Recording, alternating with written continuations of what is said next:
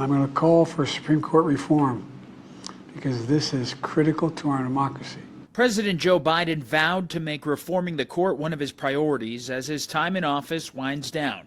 His formal proposals include term limits for the judges, a binding code of conduct for the high court, and a constitutional amendment ending presidential immunity.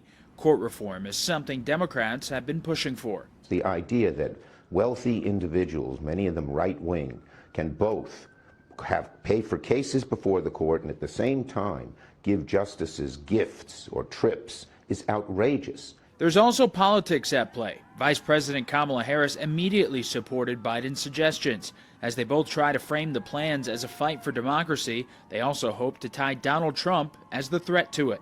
Biden's asking Congress to set term limits of 18 years for justices, with a president appointing a justice every 2 years.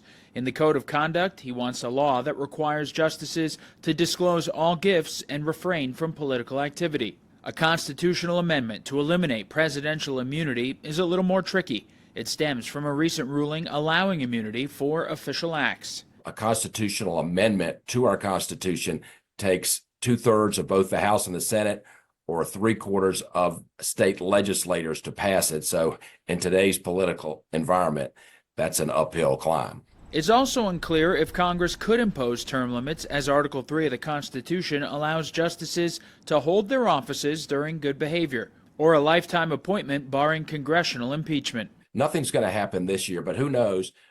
He may be playing the long game, and maybe in 10 or 15 years, some Congress will do something about at least one or two of his proposals.